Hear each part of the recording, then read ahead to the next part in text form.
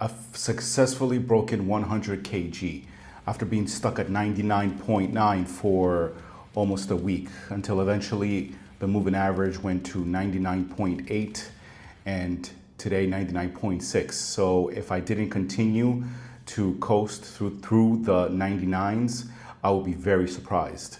So I think I can finally kiss the 100 kgs and the 3-digit weight goodbye for now. In the meantime, things are settling down a little bit. There's still chaos. There's still bad juju and negative vibes going on and all of that. But like I said, systems over emotions. I still hit my 10K steps today. No lifting today, but I still hit my calories, my macros, and I still did whatever else I got to do. Because like I said, if you let that voice in your head that says, you know, not today, I'm too upset today, then that is the real loss. Feeling bad and going through hard times is perfectly normal, bro. We all go through that. And if you don't go through it, you're not human, right? Then you're just a robot or a psychopath, which may have its own advantages, actually. I've been thinking about that, but that's a different rant. It's not bad to feel bad. It's bad when you let it stop you from doing what you gotta do. So today, I wanna give you another technique, another tactic to emotionally manage or contain yourself. The last video, which you can see over here, I was talking about simply setting up systems that you can depend on so that you don't have to think.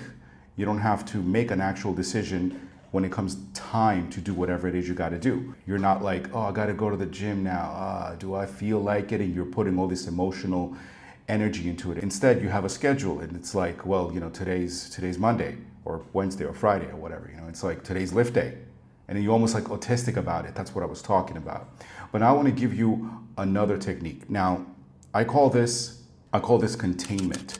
Containment means that you experience whatever is bringing you down, whether that's sad, angry, depressed, lonely, whatever. But you do not let it spill over. You do not let it spill out into your everyday life and affect your actions. You do not seek emotional regulation from others. For example, let's say you got a relationship in your life. I'm saying any kind, family, friend, romantic, anything, right? So you got a relationship in your life where things happen that are negative. Doesn't matter whose fault it is. I'm not saying the person is negative. I'm just saying for whatever reason, you and this other person have a certain dynamic, stuff happens, and you end up going through a hard time because of it. So containment means you do not go and reach out to this person expecting them to fix you. Now, I'm not saying you're not going to communicate. Obviously, I'm not saying that. But what I'm saying is that you don't overextend. You don't go like, oh, but I need to talk to you about this. You need to say something that makes me feel better. Like I need to hear the right thing from you. I need to tell you how I feel. And you say something and that makes me go, fine. And I say something makes you go, all right. And then we kiss, hug, and make up like they do in sitcoms. And everything is all solved and neatly packaged away in 24 minutes. Real life don't work that way. And sometimes you just gotta not let it spill over because what you're looking for is not a solution. You are seeking regulation from an external source because you are emotionally dependent. Get what I'm saying? And you got to recognize that and be like, all right, this is the time for containment. Communication has its place as long as it's constructive, but now is the time for containment. Now, what does containment mean? Because it implies, hey, just shut your mouth. That's not what we're doing. Because shutting your mouth is not containing, it's just holding it in until eventually you burst. Containment is not saying nothing while pressure builds up. Here's what you're gonna do. When you get that feeling or that voice that says, you know, I think I'm gonna skip the gym today, or I think I'm not gonna do my 10,000 steps today, I just don't feel like it, I'm too upset. Here's what you're gonna do. Instead of pushing through it, instead of having this idea in your head like, just push through it, bro, which also has its place, you're gonna grab your phone, you're gonna open up your timer. You're gonna give yourself 5-10 minutes, 15, whatever the heck.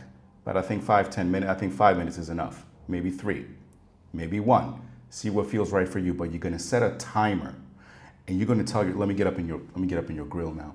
You're gonna set a timer, all right?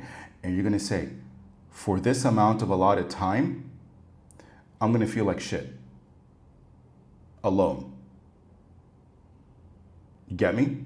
And you can sit there and you can feel bad, and you can hug yourself and rock back and forth, and you can sing kumbaya to yourself, or whatever the heck you want to do.